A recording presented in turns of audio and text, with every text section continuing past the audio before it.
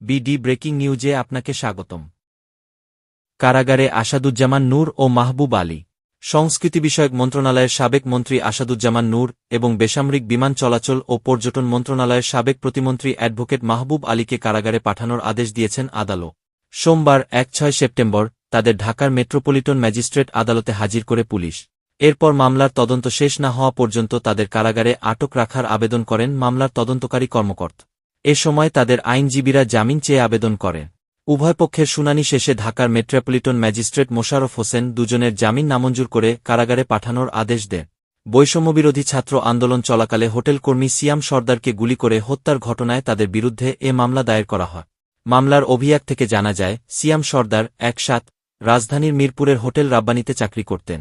গত ১-৮ জুলাই বৈষম্যবিরোধী ছাত্র আন্দোলন চলাকালে ডিউটি শেষে বাসায় ফেরার পথে মিরপুর ১০ নম্বরে গুলিতে আহত হন।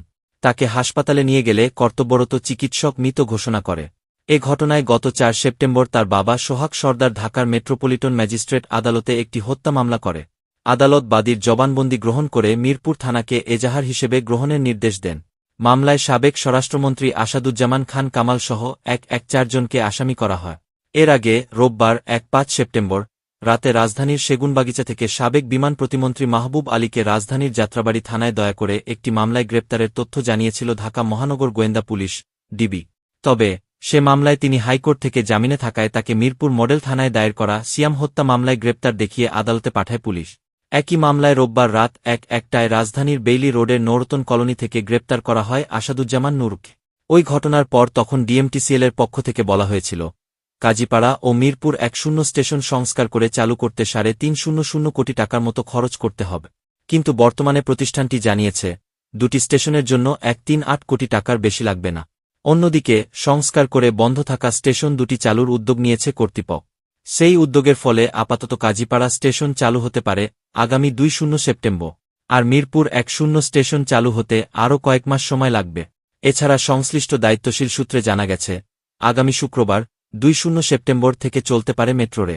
এটি শুরু হল দেশের প্রথম বিদ্যুৎচালিত দ্রুতগতির গণপরিবহন মেট্রোরেল, সপ্তাহে ৭ দিনই চলাচল করবে। সার্বিক বিষয়ে জানতে চাইলে সোমবার ১-৬ সেপ্টেম্বর সকালে মোহাম্মদ আব্দুর রুফ ঢাকা পোস্টকে বলেন, মেট্রোরেল আগামী ২ তারিখে শুক্রবার চলবে এটা এখনও নিশ্চিত না। যদি সিদ্ধান্ত হয় তাহলে ১-৮ তারিখ বুধবার সংবাদ সম্মেলন করে বিষয়টি জানানো হবে। আমাদের প্রস্তুতি আছে শুক্রবারে মেট্রোরেল চালানোর ঘোষণা এবং কাজীপাড়া স্টেশন চালু করার বিষয়টি, কিন্তু এখনও তারিখ ঠিক বলতে পারছি না। তিনি বলেন, নিরাপত্তা বজায় রেখে কাজীপাড়ায় এই মুহূর্তে শেষ সময়ের কাজগুলো চলছে। আমাদের সর্বোচ্চ প্রস্তুতি চলছে। গতকালকে আমাদের ফাইনাল টেস্টিং হয়েছে, সেটা আমরা পরিদর্শনে গিয়েছিলাম। ক্লিয়ারেন্স আমরা সব পক্ষ থেকে পেয়েছি। টুকটাক কিছু বিষয় আছে, সেগুলোর কাজ চলছে এই মুহূর্তে। এটাও সর্বোচ্চ ১-৮ তারিখের মধ্যে হয়ে যাবে। সোমবার ১-৬ সেপ্টেম্বর ঢাকার মেট্রোপলিটন ম্যাজিস্ট্রেট মোশাররফ হোসেনের আদালতে এ বিষয়ে শুনানি অনুষ্ঠিত হবে।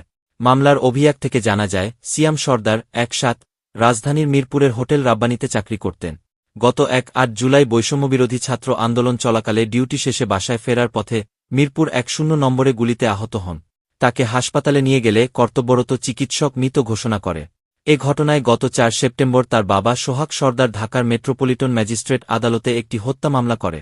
আদালত বাদীর জবানবন্দি গ্রহণ করে মিরপুর থানাকে এজাহার হিসেবে গ্রহণের নির্দেশ দেন। মামলায় সাবেক স্বরাষ্ট্রমন্ত্রী আসাদুজ্জামান খান কামাল সহ ১-১-৪ জনকে আসামি করা হয়।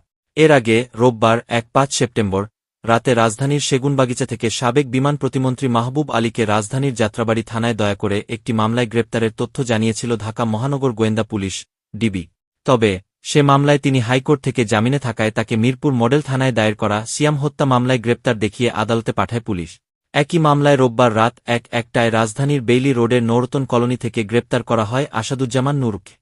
ভিডিওটি ভালো লাগলে লাইক, কমেন্ট, বেশি বেশি শেয়ার করে অন্যকে দেখার সুযোগ করে দিন।